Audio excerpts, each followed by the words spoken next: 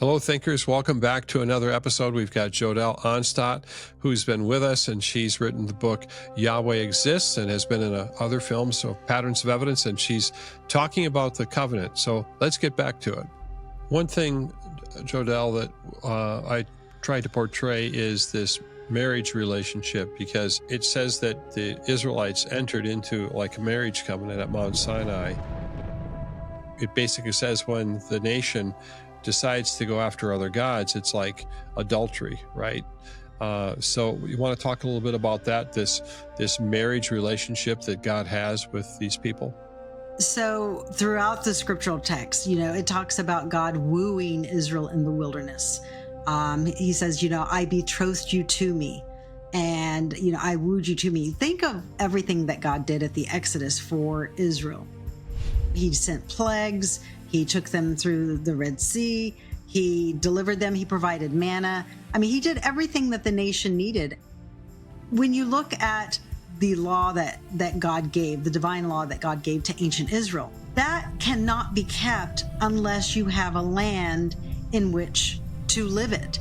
And that's what God gave them. Not only did he give them a way of life that worked, he gave them a land where they could keep it.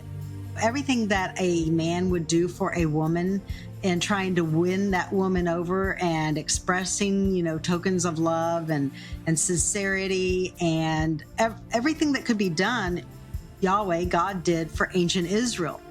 And you find that is something, whether you look at Hosea or Jeremiah, that relationship of covenant, entering into that covenant, is something that's very sacred, it's very special, and it is something that joins God to Israel, and this, it isn't just that Yahweh is Israel's only God. It's the fact that Israel is the only people that God has chosen to work through at that time period, with the idea that they would bring other nations into that obedience too.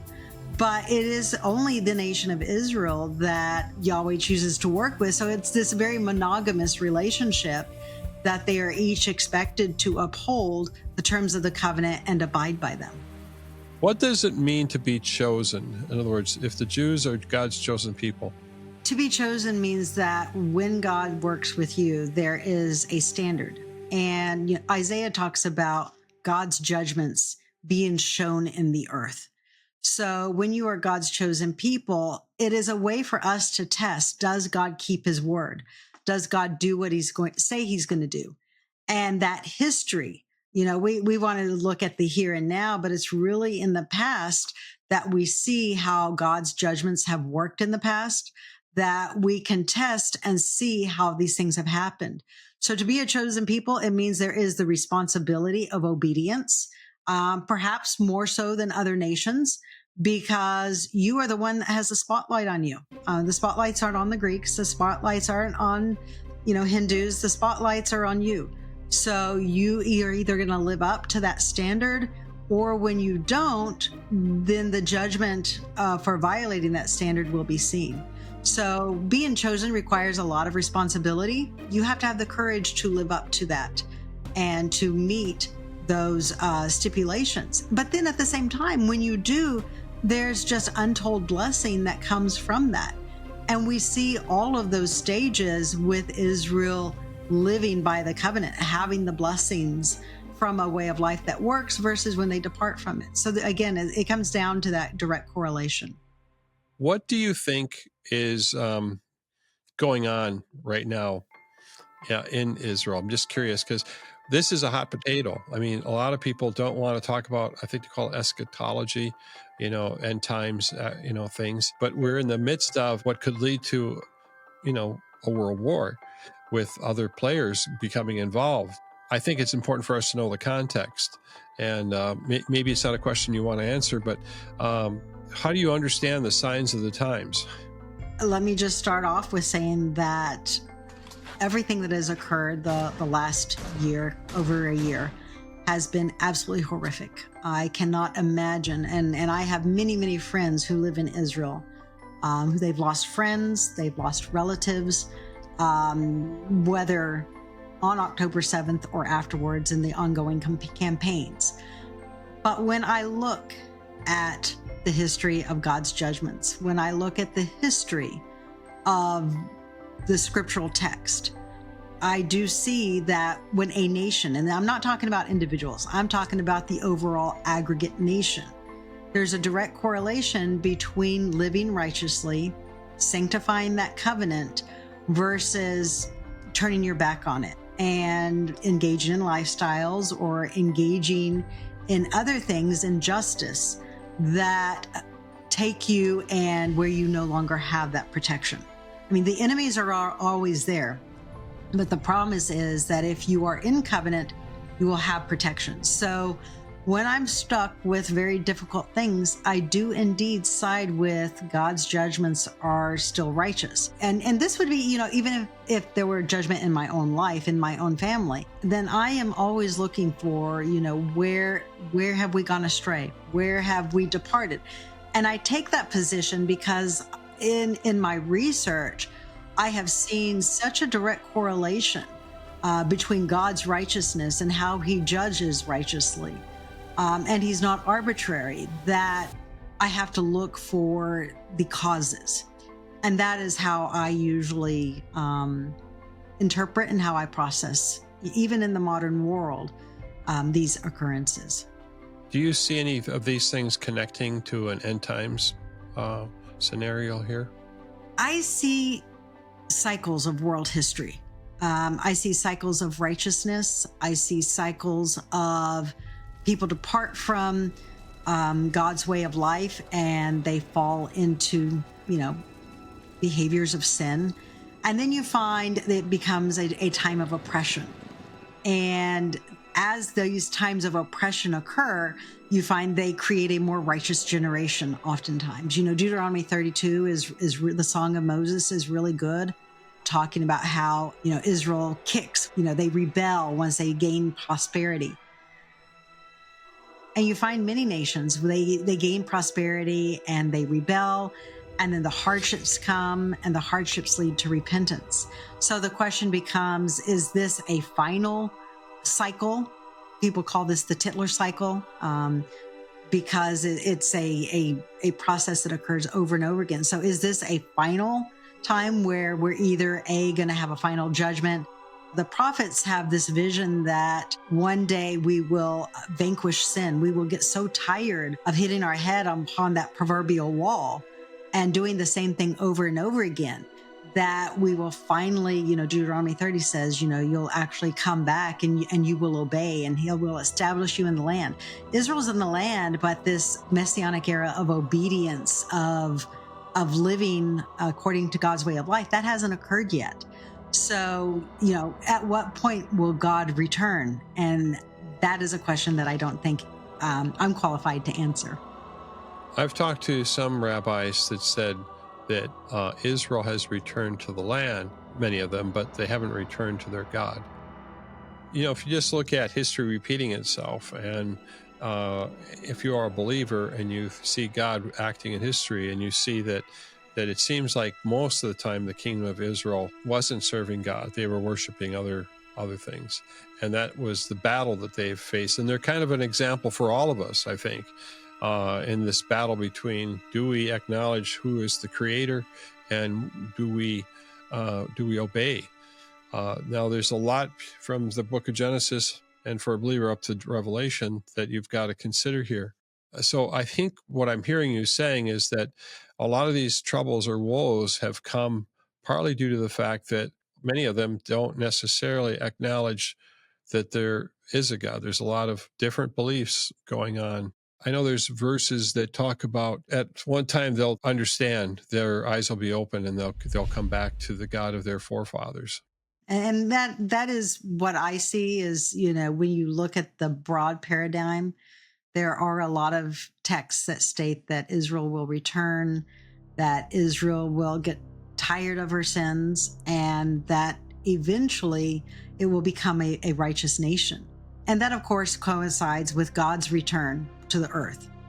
That, I think, is a hope that almost every believer has, is the hope in God's return, and that the future will be better. I do think that there is a caution in that, though, because I think in our comfortability, we think, oh, that's off in the future. We can put that off till tomorrow, rather than saying, what can I do today? What can I do right now to fulfill that vision, that prophetic vision? And this is where I think each of us are ambassadors, and each of us can do good today. We can all become obedient, and we can all become a light to the nations just simply by doing it. And then I think you have so much joy and peace that comes from it as well. When I look at Leviticus 26, Deuteronomy 28, that being the consequences of either obeying the covenant or disobeying it, right there you see God's judgments. And you can go through history. You can chart that in history in the Bible with Kings and Chronicles and the fulfillment of that. You can also look at Assyrian inscriptions and different epigraphic evidence that we have, and you can see the fulfillment of God's covenant, that there's blessings and there's eras of peace. And then there are definitely times of oppression. There's times of judgment and persecution when people disobey. And I think we always try to make excuses for that.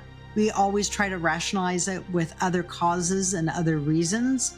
But I think when we just get back to the basics, it becomes very clear and simple, and it's not that difficult.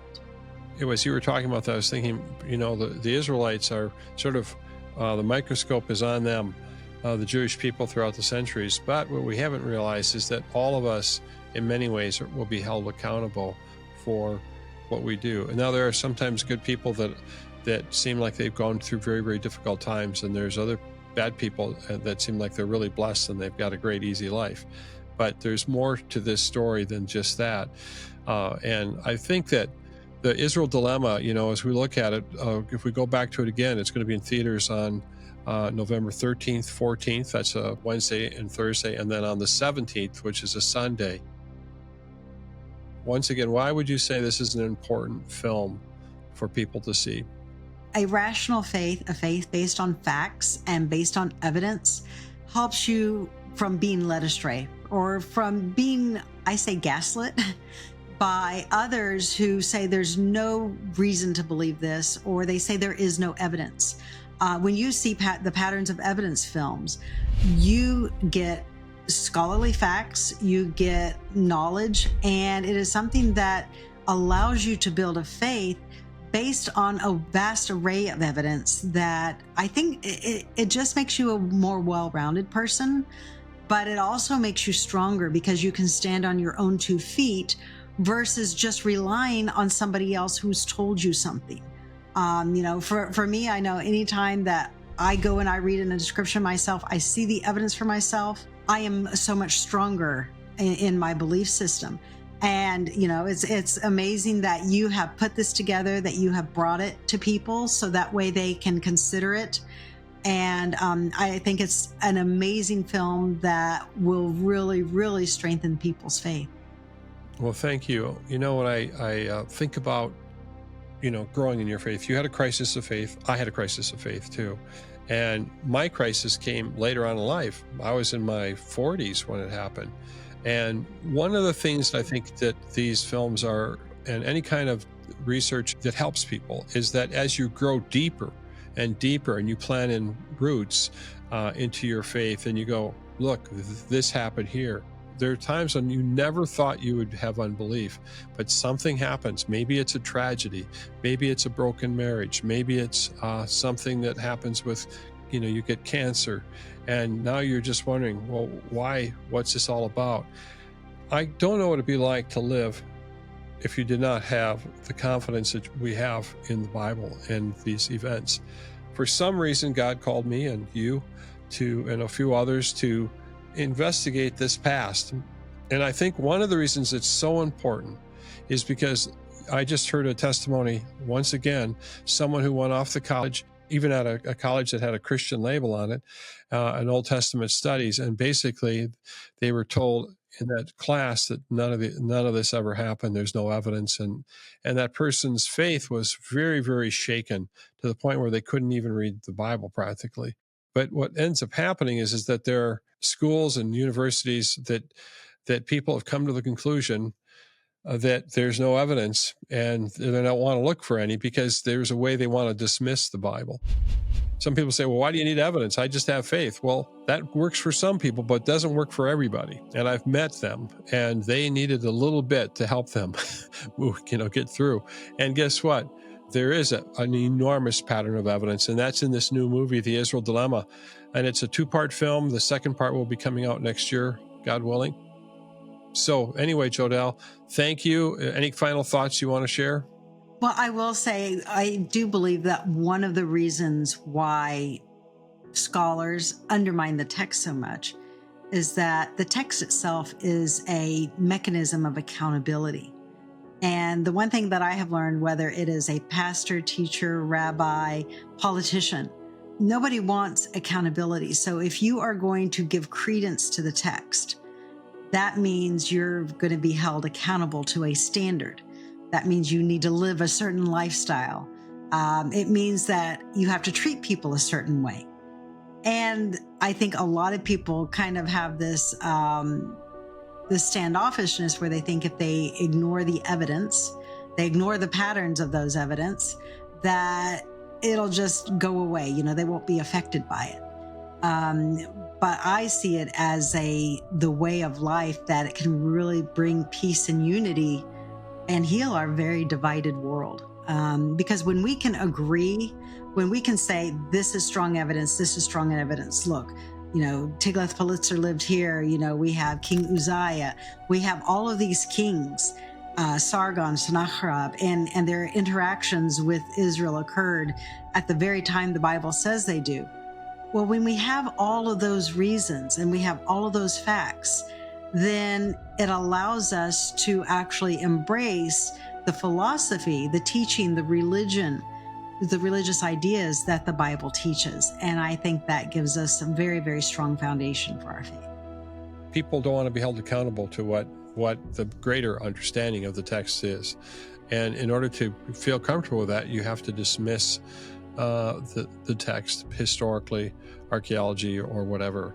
And if you can dismiss that, then you can say, I don't have to be underneath the ruling of what this scripture is telling me or how to live. And the Bible is telling us that this nation, God chose them, and he's been working with them throughout history. As an observer of history, you realize that God is moving some chess pieces around here, or something's going on, and that's why we need to pay attention. And to your point, even though God chose Abraham and his family, that did not eliminate his care for other nations, because he did send Jonah to Nineveh to warn them of the consequences of their ways. So it's not like it's just this myopic, view of Israel, because there is interaction with other nations. It's just as far as the covenants are concerned, and as you pointed out, the pattern of the violation of those covenants, the persecution, and the blessings of those covenants with the obedience. I think that's one great way that we are able to find God in history, and just be able to trust in the text itself. Rabbi Hartman, said when I interviewed him, it's not that you can just go off and do whatever you want to do. There's things that you're supposed to do. It's a great responsibility. And I think that's where we'll leave it, is that there's a great responsibility here to be God's chosen people. And it's also on how you treat the foreigners. So there's a lot going on, and I'm glad I'm not God to try to figure it out. But I do believe we all need to pay attention to these things. And well, thank you, Jodell, for being a part of this. And thank you, thinkers, for hearing a little bit more about the Israel dilemma and what we're trying to, investigate. Keep on thinking.